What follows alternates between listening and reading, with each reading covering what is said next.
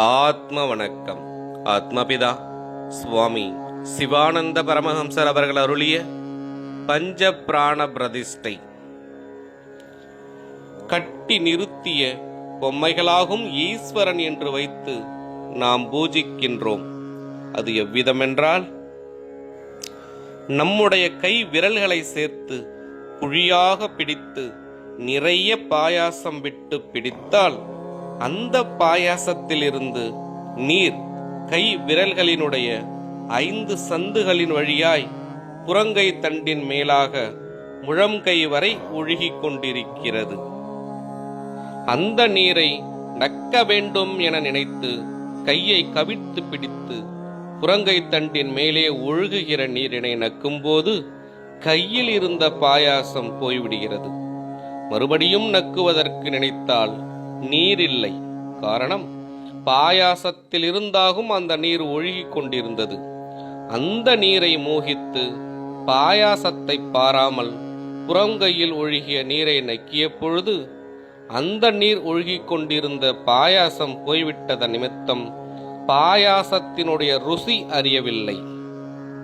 நீரொழுகிக் கொண்டிருந்த பாயாசத்தையே முதலில் புசித்ததாயிருந்தால் நீர் ஒழுகவோ பாயாசம் போய்விடவோ இடம் இருந்திருக்காது. இதே விதம்தான் அவனவனில் இருக்கின்ற ஈஸ்வரனை உபேட்சித்து, அதாவது விட்டுவிட்டு, பிரதிஷ்டையாகிய பொம்மையை ஈஸ்வரன் என்று சங்கற்பித்து நம் உள்ளில் இருக்கின்ற ஈஸ்வர சக்தியை 5 துவாரங்களான பஞ்சேந்திரியங்களின் வழியாக வெளியினுள்ளில் ஒழுகவிட்டு நசித்து போகின்றோம். அது மிகவும் தப்பிதமாகும்.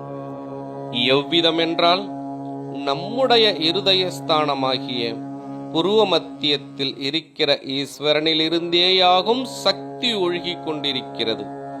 அவ்விதமாய் ஒழுகிக் கொண்டிருக்கிற சக்தியினுடைய உற்பத்தி ஸ்தானம் அறியாமல் அந்த சக்தியை மோகித்து அதில் பிரமித்து மேற்சொன்ன ஈஸ்வரனை விட்டு விடுகிறோம்.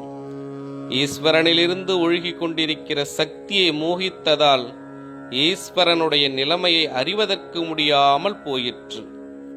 சக்தி உற்பத்தியான ஈஸ்வரனை சேவிப்பதானால் தன்னிலிருந்து சக்தி ஒழுகுவதற்கோ ஈஸ்வரன் இல்லாமல் போவதற்கோ காரணமில்லை. ஆகவே பிராண பிரதிஷ்டை என்பது மேற்சொன்ன விதத்தில் ஈஸ்வர சக்தியை ஒழுகுவதற்கு விடாமல் உற்பத்தி ஸ்தானமான புருவ மத்தியத்தில் சலிக்காமல் நிறுத்துவதாகும். அதற்காகும் பஞ்ச பிராண பிரதிஷ்டை என்று சொல்லுவது. ஆத்ம வணக்கம்.